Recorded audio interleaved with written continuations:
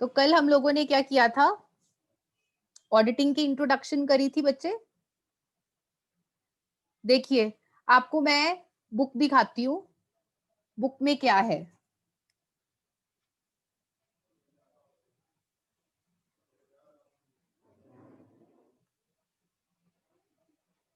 ये देखिए, ये आपकी ऑडिटिंग की बुक है।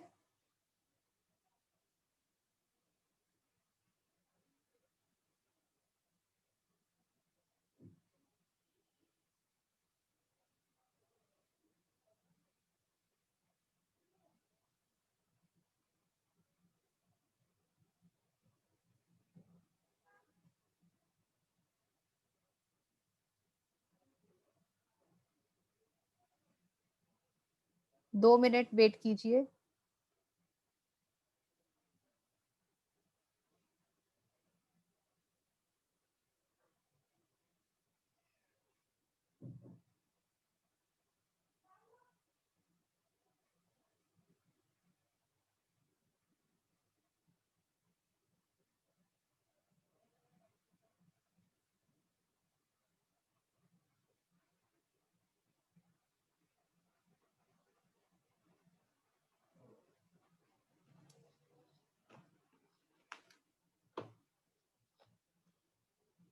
हाँ जी, सबको विजिबल है? कोई एक बच्चा बताइए। Yes ma'am. ठीक है बच्चे, देखिए मीनिंग ऑफ ऑडिटिंग किया था कल हमने। ऑडिटिंग का मतलब मैंने आपको क्या समझाया था कि इसमें आप बुक्स ऑफ अकाउंट्स को एग्जामिन किया जाता है। किसको एग्जामिन किया जाता है? बुक्स ऑफ अकाउंट्स को एग्जामिन करना, मतलब बुक्स को चेकअप करना किया जाता है। ना सिर्फ बुक्स ऑफ अकाउंट्स को चेक किया जाता है, साथ ही साथ उन बुक्स के साथ जुड़े कुछ डॉक्यूमेंट्स हैं, उनको भी एग्जामिन किया जाता है, ताकि ये पता चल सके कि जो बुक्स ऑफ अकाउंट्स हैं वो एक्यूरेट हैं, सही हैं, कंप्लीट हैं, पूरे हैं, कोई एंट्री मिसिंग नहीं होनी चाहिए उसमें, और रेगुलर हैं। रेगुलर मतलब कि प्रॉपर इंटरवल पे जो एंट्रीज हैं वो पास हो रही हैं। तो जो ऑडिटिंग है उससे ये पता चलता है कि जो आपके बुक्स ऑफ अकाउंट्स हैं और आपके जो डॉक्यूमेंट्स हैं ऑर्गेनाइजेशन के, वो एक्यूरेट हैं, कंप्लीट हैं और रेगुलर हैं। ऐसी एग्जामिनेशन ऑडिटर कैसे करेगा? With the help of evidences, सबूतों के तौर पे, सबूतों को देखकर, डॉक्यूमेंट्स को देखकर, या फिर कोई जानकारी जो उसको कोई इंफॉर्मेशन जो उसको ऑर्गेनाइजेशन प्रोवाइड करती है, या फिर मैनेजर्स कोई एक्सप्लेनेशन प्रोवाइड करते हैं ऑडिटर को, उसके बेस पे वो अपना ऑडिटिंग का काम करेगा। एग्जाम्पल में मैंने आपको डॉक्टर का एग्जाम्पल दिया था कि जैसे डॉक्टर हमारा हेल्थ चेकअप करके हमारी प्रॉब्लम बताता है, वैसे ही जो ऑडिटर है वो डॉक्टर ऑफ बुक्स है। ये हमारी बुक्स को चेकअप करके ये बताता है कि जो हमारे बुक्स हैं वो ट्रू एंड फेयर व्यू दे रहे हैं या फिर नहीं। What is true and fair view? सच्चा और निष्पक्ष व्यू, क्या हमारी बुक्स हमें प्रेजेंट कर रही हैं या फिर नहीं।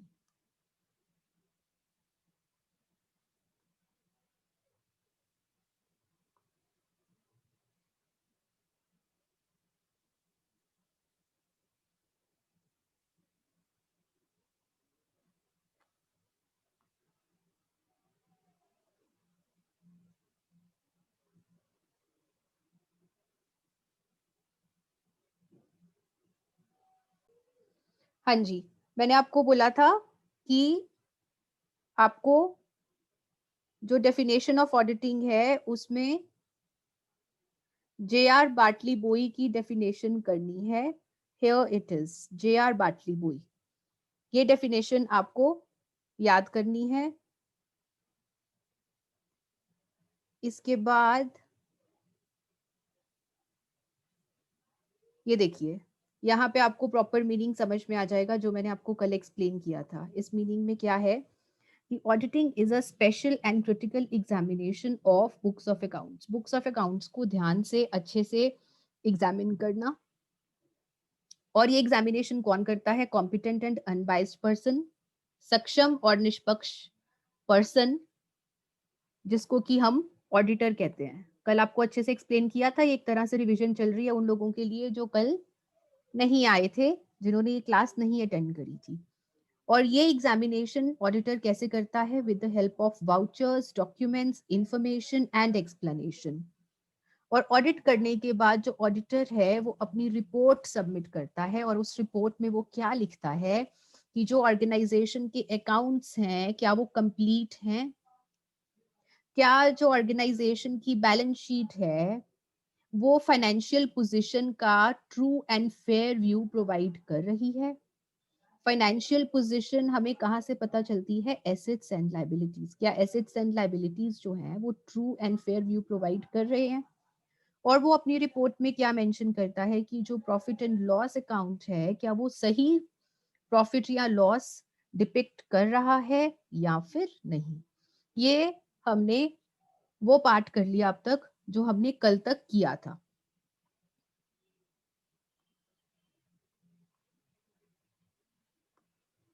अब हम आते हैं इंटरप्रिटेशन ऑफ द डेफिनेशंस या फिर elements of auditing.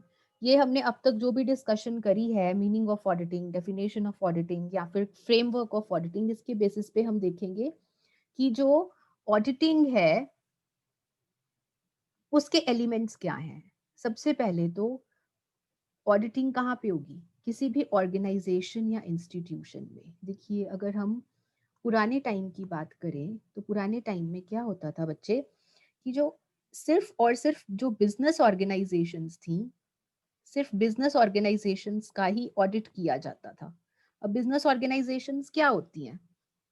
Business organisations जो कि प्रॉफिट कमाने के लिए बिजनेस करती हैं, तो सिर्फ बिजनेस ऑर्गेनाइजेशंस का ही ऑडिट किया जाता था।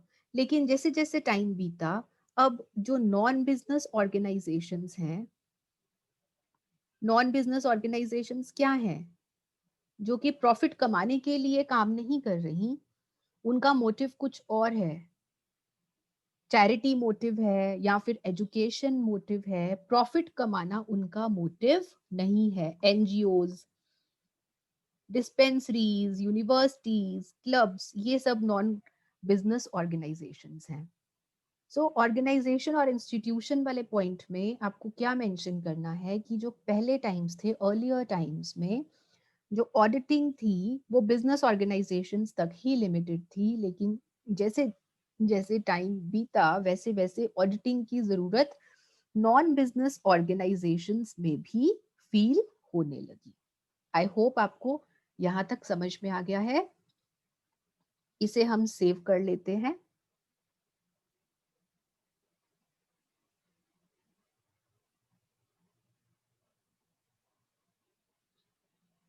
Second element of auditing is independent and impartial person. पहले तो ऑडिट होगा किसका? किसी भी ऑर्गेनाइजेशन या इंस्टीट्यूशन का ऑडिट होगा। सेकेंडली, ये ऑडिट करेगा कौन? एक इंडिपेंडेंट पर्सन या इम्पार्शियल पर्सन जो कि ऑर्गेनाइजेशन के साथ कनेक्टेड नहीं है, वो पर्सन ऑडिट करेगा। क्योंकि अगर कोई पर्सन ऑर्गेनाइजेशन के साथ कनेक्टेड है तो वो कहीं ना कहीं ऑर्गेनाइजेशन की गलती निकालने से मना कर देगा, वो निष्पक्ष नहीं रह पाएगा।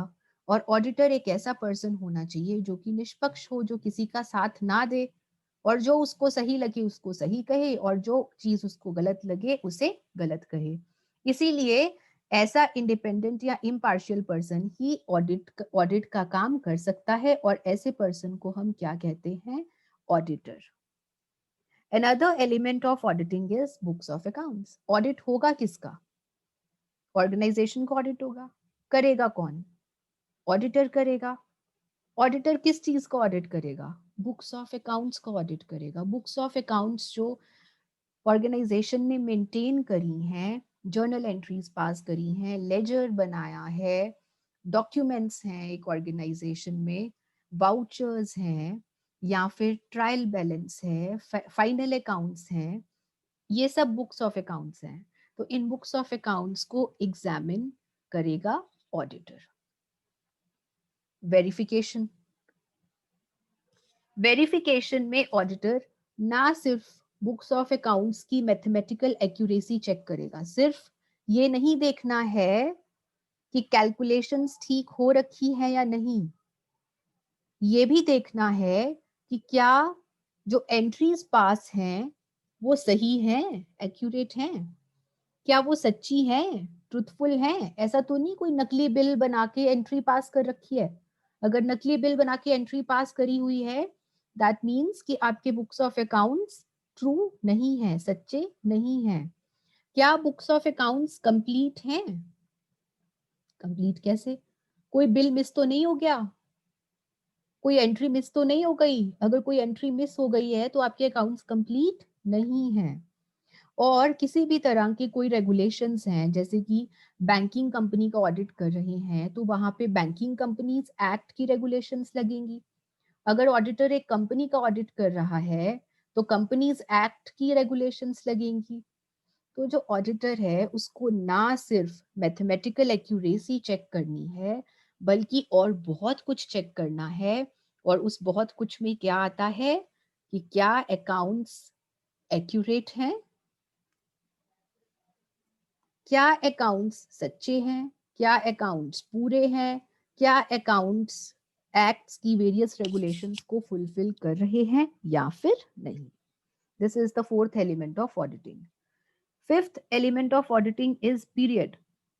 किसी स्पेसिफिक पीरियड के लिए ही एग्जामिनेशन करी जाती है। जनरली जो ऑडिटर है वो एग्जामिनेशन करता है बुक्स ऑफ अकाउंट्स की फॉर 1 ईयर। और वो 1 ईयर क्या है? Financial year. और फाइनेंशियल ईयर आपका कब से स्टार्ट होता है? 1 April of every year to 31 March of next year. For example 1/4/19 to 31 March 2020। तो ये एक साल हुआ।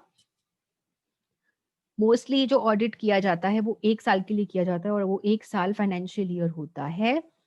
और इसमें जो ऑडिटर है वो balance sheet, profit and loss account सब चेक करने के बाद अपनी रिपोर्ट सबमिट कराता है उस पीरियड के लिए। तो आप जब +2 में या फिर फर्स्ट ईयर में, सेकेंड ईयर में आपने जब अकाउंट्स किया, उस टाइम पे आपने बैलेंस शीट्स बनाई, प्रॉफिट एंड लॉस बनाया, तो प्रॉफिट एंड लॉस अकाउंट के हेड पे आप क्या लिखते हैं कि profit and loss account during the period so and so. या फिर जब आप बैलेंस शीट बनाते हैं तो क्या लिखते हैं बैलेंस शीट के हेड पे कि बैलेंस शीट या फिर assets and liabilities position as on 31 March 2020, ऐसे ही लिखते हैं ना। जो पीरियड है वो जनरली 1 ईयर का होता है। Vouchers and documents, next element, vouchers and documents. Books of accounts में वही एंट्रीज होनी चाहिए जिसके लिए सपोर्टिंग डॉक्यूमेंट है। सपोर्टिंग डॉक्यूमेंट क्या हो सकता है? सेल का बिल, परचेज का बिल, ठीक है जी, बिजली का बिल, इलेक्ट्रिसिटी की एंट्री पास कर रहे हैं, इलेक्ट्रिसिटी का बिल, प्लांट एंड मशीनरी का बिल, कोई एसेट परचेज किया है उसका बिल। तो बुक्स ऑफ अकाउंट्स में सिर्फ वही एंट्रीज होनी चाहिए जिसके लिए सपोर्टिंग डॉक्यूमेंट्स हैं। अगर सपोर्टिंग डॉक्यूमेंट नहीं है और उसके बावजूद भी कोई एंट्री कर रखी है बुक्स ऑफ अकाउंट्स में, दैट मीन्स कि वो एंट्री गलत है या फिर फ्रॉड है। तो अगर कोई एंट्री गलत है या फिर फ्रॉड है तो क्या ऑडिटर ये कह सकता है कि true and fair view depict हो रहा है? Absolutely not.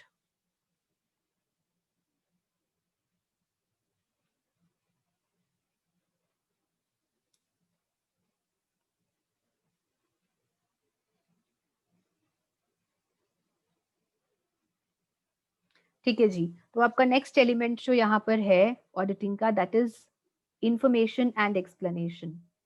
ना सिर्फ एग्जामिनेशन बुक्स ऑफ अकाउंट्स के वाउचर्स के बिहाफ पे होगी, वाउचर्स के बेसिस पे होगी, बल्कि जो ऑडिटर है वो ये भी देखेगा कि ऑर्गेनाइजेशन से क्या एक्स्ट्रा इंफॉर्मेशन मिल रही है, या जो मैनेजर्स हैं या एम्प्लॉयज हैं उस ऑर्गेनाइजेशन के, वो किस तरह की सफाई पेश कर रहे हैं, उसके बेसिस पे भी एग्जामिनेशन की जाएगी अकॉर्डिंग टू रूल्स। मैं आपको पहले भी एक्सप्लेन कर चुकी हूँ ऑडिट किस हिसाब से किया जाता है। अगर आप ऑडिटर हैं और आप एक बैंकिंग कंपनी का ऑडिट कर रहे हैं तो आपको बैंकिंग एक्ट के अकॉर्डिंगली चलना पड़ेगा। नेक्स्ट, अगर आप एक कंपनी का ऑडिट कर रहे हैं तो आपको कंपनीज एक्ट के अकॉर्डिंगली चलना पड़ेगा। अगर आप एक इंश्योरेंस कंपनी का ऑडिट कर रहे हैं तो आपको इंश्योरेंस एक्ट के अकॉर्डिंगली चलना पड़ेगा। तो जो रूल्स हैं वो ऑडिटर को फॉलो करने हैं, और रूल्स कौन से फॉलो करने हैं ये किस चीज के ऊपर डिपेंड करेगा कि जो ऑडिटर है वो किस तरह की ऑर्गेनाइजेशन का ऑडिट कर रहा है। And the last part here is science and art. अब साइंस एंड आर्ट कैसे? कहते हैं कि जो ऑडिटिंग है वो साइंस भी है और आर्ट भी है। कैसे है जी साइंस एंड आर्ट?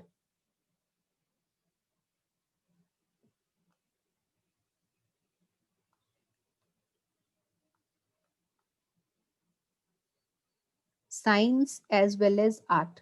साइंस कैसे है? साइंस इसलिए है क्योंकि जो ऑडिटर है उसको कुछ रूल्स फॉलो करने हैं। उन रूल्स को फॉलो करके करके ही जो ऑडिटर है वो अपना ऑडिट का काम पूरा करेगा। और आर्ट कैसे है? रूल्स को लागू करने के लिए उसको अपना दिमाग इस्तेमाल करना पड़ेगा, उसको अपनी क्रिएटिविटी इस्तेमाल करनी पड़ेगी। इसीलिए जो ऑडिटिंग है वो आर्ट भी है। साइंस क्यों? क्योंकि उसको कुछ रूल्स फॉलो करने हैं ऑडिटिंग करने के लिए। और आर्ट क्यों? क्योंकि उन रूल्स को किस तरह से लागू करना है ये उसकी खुद की कैपेबिलिटी, उसकी खुद की काबिलियत के ऊपर डिपेंड करता है।